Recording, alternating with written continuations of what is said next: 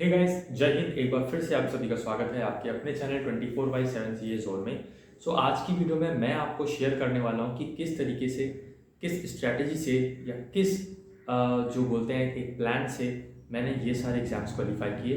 और ये सारे एग्ज़ाम्स मैंने सबसे पहले तो मैं ऊपर वाले को शुक्रिया करना चाहूँगा कि ऊपर वाले की दया से ये सारे एग्ज़ाम्स मैं क्वालिफाई कर पाया। आज की वीडियो में मैं आपको शेयर करूँगा कि क्या स्ट्रैटेजी आपकी होनी चाहिए। एक मैजिक होता है या आपकी प्रिपरेशन होती है, 4 दिन की स्टडी होती है, 10 दिन की स्टडी होती है, या महीने भर या साल भर की स्टडी होती है, क्या होता है, सब चीज़ें बताऊंगा। तो शेयर करना, लाइक करना, चैनल पे अगर नहीं तो चैनल को आप सब्सक्राइब कर सकते हो। देखिए क्या होता है कि हम पहले तो कंटिन्यूस स्टडी बहुत ही ज़्यादा मेन चीज़ें हैं। मैं आपको अपना बताऊं तो मेरा 12th जो रहा है वो मेरा पीसीएम से रहा है, साइंस बैकग्राउंड से। उसके बाद फिर मैंने ग्रेजुएशन किया बैचलर ऑफ आर्ट से। तो आफ्टर 2014 मेरा जब यहाँ पे ये इंटरमीडिएट हुआ, तभी से मैंने स्टार्ट कर दिया अपनी प्रिपरेशन, ठीक है, एसएससी के लिए प्रॉपर। फिर कुछ चीज़ें तो थी बहुत ही ईजी लगती थी, रीजनिंग तो सभी को ईजी लगती है, मैथ्स भी लगता था कि I can do it, but I am not able to do it, मतलब मैं कर सकता हूँ बट अभी मैं नहीं कर पा रहा हूँ, इतना मेरे को लगा। तो फिर कोचिंग वगैरह ज्वाइन की एंड देन फिर बहुत सारे मतलब धीरे धीरे चीज़ें सीखी। जीएस में मेरा बिल्कुल इंटरेस्ट नहीं था, मतलब रोता था मैं, लिटरली रोता था जब मेरा पेपर होता था। तो हिस्ट्री मतलब इतने लंबे लंबे आंसर होते थे, तो मेरे को लगता था कि यार इतने लंबे आंसर मैं याद कैसे करूँगा इतने सारे क्वेश्चंस के। तो मैं उसको रटता था और यही मेरी सबसे बड़ी गलती थी। तो अगर आप अभी इंटरमीडिएट में हो तो आप लोग क्या करिए, जो आपकी चीज़ें हैं, जो आपके चैप्टर्स हैं, उनको आप समझ के पढ़िए। That will gonna benefit you in later in phase. Okay, so बाद में आपको वो सब चीज़ें फ़ायदा करेंगी।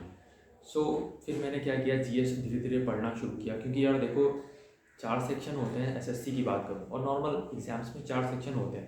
पहला आपका रीजनिंग रहेगा, दूसरा आपका मैथ्स रहेगा, तीसरा आपका जीएस रहेगा, जनरल अवेयरनेस और जनरल नॉलेज या फिर करंट अफेयर्स का मिक्सचर, उसके बाद आपका इंग्लिश। तो ये चारों ही सेक्शन आपको स्ट्रॉन्ग करने होंगे। देखो अब मैं से बात करूँ कि जीएस में धीरे धीरे आपको जो कंटिन्यूस प्रिपरेशन होगी वही आपको हेल्प करेगी कि आपको फाइनल रिजल्ट मिलेगा उसका, ठीक है। क्या जो अभी लेवल है कंपटीशन का वो दिन पर दिन बढ़ता जा रहा है। और मतलब मैंने कई ऐसे वीडियोस देखे जिसमें बताया जा रहा है कि अगर आपका जीएस अगर सेक्शन मतलब अच्छा नहीं है तो भी आप जो है इंग्लिश और मैथ्स और रीजनिंग के बेसिस पर आप अच्छा स्कोर कर सकते हो। तो मेरे अकॉर्डिंग यार ये गलत है। आपको हर 4 सब्जेक्ट हैं तो चारों सब्जेक्ट में आपको कमांड बनानी पड़ेगी। उतना ज़्यादा एक्सपर्टीजमेंट भी नहीं चाहिए, मतलब एक्सपर्टाइज भी नहीं चाहिए, बट हाँ नॉलेज होनी चाहिए आपको, जीएस की भी, इंग्लिश की भी, मैथ्स की भी और रीजनिंग की भी, तभी ये एग्जाम्स क्वालिफाई होंगे। ये सच है और ये कड़वा सच है। यहाँ पढ़ना तो पड़ेगा, नोट्स भी पढ़ने पड़ेंगे आपको, बट ऐसी चीज़ मतलब लिखवाना चाहिए फैक्चुअल बेसिस जो कि उस पर्टिकुलर एग्जाम्स के लिए, और ये ऐसा कुछ ही लोग करते हैं, ठीक है। तो फिर मैंने धीरे धीरे उसको देखा कि हाँ ये पैटर्न आ रहा है या ये क्वेश्चन पूछे जा रहे हैं, तो उस तरीके के क्वेश्चंस मैंने कवर करना शुरू किया। और अब क्या है कि जीएस में आपका करंट अफेयर्स का पार्ट ज़्यादा आने लगा है। कुछ पता नहीं होता है कि करंट अफेयर्स कहाँ से, बट ये है कि आपको घुमा घुमा के भी क्वेश्चन वहाँ से पूछ ले जाते हैं, ठीक है। तो वो धीरे धीरे चीज़ें होती हैं जीएस का, वो धीरे धीरे ही इफेक्ट होता है। ऐसा नहीं है कि आप एक आज चैप्टर पढ़ोगे तो कल उसी में से ही आ जाए, बट ऐसा हो भी सकता है कि आपकी किस्मत अच्छी हो। तो दोनों ही चीज़ें हैं, पॉजिटिव नेगेटिव दोनों ही आपको इफेक्ट देखने को मिलेगा, ठीक है। तो जीएस की प्रिपरेशन के लिए आप बस continuous study is the one thing for any kind of subject, चाहे वो जीएस हो, चाहे वो इंग्लिश हो, चाहे वो मैथ्स हो, चाहे रीजनिंग हो, ठीक है। रीजनिंग में आप सब लोग बेटर होगे, थोड़ा सा और मेहनत करोगे तो पूरा पूरा स्कोर कर लोगे, दैट्स इट। ओके, हर एक एग्ज़ाम के लिए continuity is the best one. आपको कंटिन्यूअस प्रोसेस पे ध्यान देना है और पकड़ के चलना है कि हाँ बस ये तो ये, चाहे कोई भी exam you can qualify, but आपको ध्यान रखना है कि उसमें सब्जेक्ट क्या है, उसका कोर्स क्या है, सिलेबस क्या है, और उसमें अगर क्वेश्चंस पूछे जाते हैं तो फैक्चुअल पूछे जाते हैं या फिर करंट से रिलेट करके पूछे जाते हैं या फिर डीपली पूछे जाते हैं या फिर ऊपर ऊपर से पूछे जाते हैं। उस तरीके से आपको प्रिपेयर करना है, तो आपको मेहनत तो ऑल ओवर करनी ही करनी है, ठीक है। तो मेरा भी यही रहा। तो फिर धीरे धीरे हमने प्रिपेयर किया और उसमें देखा कि किस तरीके से वहाँ पे चीज़ें इन्वॉल्व होती गई, वहाँ पे फैक्ट्स और जो किस तरीके के क्वेश्चंस आते हैं वो भी इन्वॉल्व होते गए।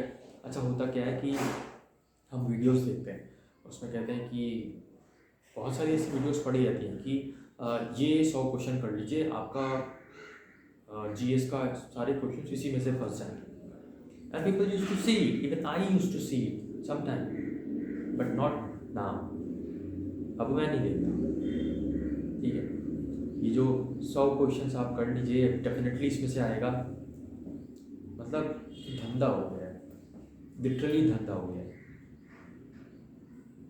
और बच्चे देखते भी हैं क्योंकि they are very very much conscious about their future. Future की चिंता है उन्हें, वो चाहते हैं कि हाँ मेरा सिलेक्शन हो। हर बच्चा चाहता है, कौन नहीं चाहता। हर बच्चा चाहता है कि मैं पढ़ूँ जो और वही आए पेपर में मैं टिक करके आऊँ और आंसर सही हो, मेरा सिलेक्शन हो। इसलिए बच्चे देखते हैं, मैंने भी देखा है। बट उससे कुछ नहीं होने वाला। 100 क्वेश्चन 200 क्वेश्चन से कुछ नहीं होने वाला। आप ज़रूर देख लोगे, लेकिन बाद में अगर आपने रिवाइज नहीं किया तो कंफ्यूज हो जाओगे और हो सकता है वही क्वेश्चन आए लेकिन गलत हो जाएगा। तो क्या मैं कहना चाह रहा हूँ कि वीडियोज़ आप देखो, वो क्वेश्चंस देखो, ठीक है, पर वो क्वेश्चंस को देखने के बाद और भी चीज़ें प्रिपेयर करो। उन सिर्फ 200 क्वेश्चन 100 क्वेश्चंस पर बेस्ड मत रहो। आपकी अपनी प्रिपरेशन ही आपको आपके डेस्टिनेशन तक ले जाएगी। Only your preparation. सो आपको बस कंटिन्यूटी अपनी बनाए रखनी है, प्रिपरेशन करते रहना है। गिरावटें आएंगी, आप एग्ज़ाम नहीं क्वालिफाई कर पाओगे, कोई बात नहीं, वहाँ पे हार नहीं माननी है। You don't have to accept the lose, okay? You are not loser, you are a winner and one day you will win.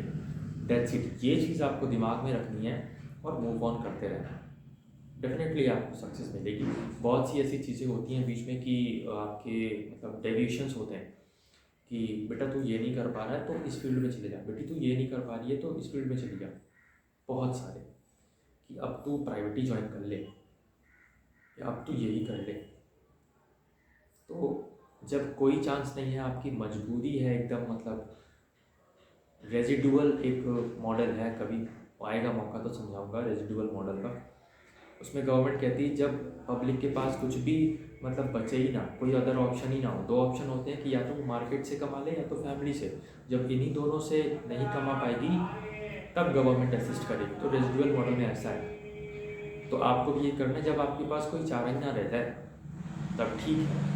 अब देखो लाइफ सर्वाइव करने के लिए तो फिर करना ही पड़ेगा कुछ, तब आप ज्वाइन करो। लेकिन अगर आपके पास मौका है, दस्तूर है, आपकी एज है और आपकी लगन है, आप अपने में भरोसा रखते हो, आपको पता है कि यू कैन डू इट, तो फिर वही लगे रहो।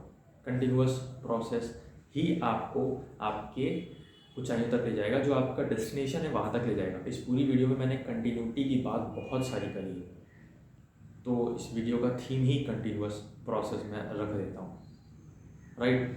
तो बस यही है, आपको कंटिन्यूअस प्रिपरेशन करनी है और प्रिपरेशन के बहुत सारे मीडियम्स हैं।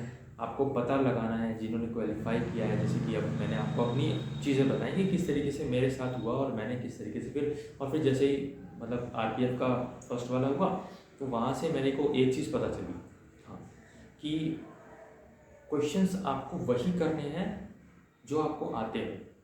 नेगेटिव मार्किंग होती है और उसका बहुत ज़्यादा इफेक्ट होता है। आपको 50 क्वेश्चंस आते हैं, आप सिर्फ 50 क्वेश्चंस करके आओ, लेकिन सही करके आओ, ठीक है?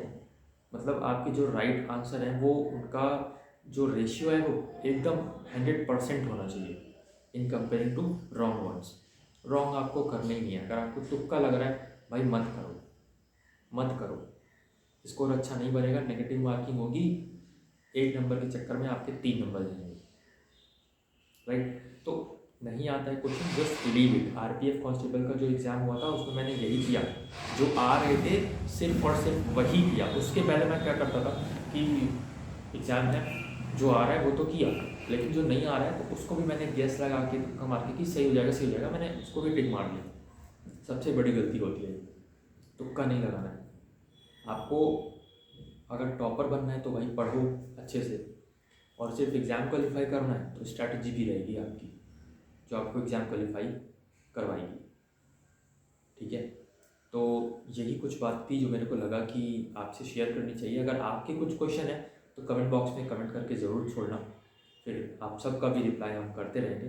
बाकी ये मेरी कुछ चीज़ें थी जो मेरे को लगा कि आपके साथ शेयर करना चाहिए। बहुत लोगों ने शेयर कर रखी है तो मैंने कहा I should also do it. और लिटरली ये चीज़ें अगर आप फॉलो करोगे तो डेफिनेटली आपका एग्ज़ाम क्वालिफाई हो जाएगा। आज की वीडियो में बस इतना ही। मिलते हैं नेक्स्ट वीडियो में किसी नए अपडेट किसी नई टॉपिक के साथ। तब तक के लिए अपने घर वालों का ख्याल रखिए और पढ़ाई करते रहिए। कमेंट बॉक्स में कमेंट करके ज़रूर बताइएगा कि आपको सेशन कैसा लगा, और अगर आपके कुछ क्वेश्चंस या क्वेरीज हैं वो भी कमेंट बॉक्स में कमेंट करके ज़रूर छोड़िएगा। जय हिंद, जय भारत।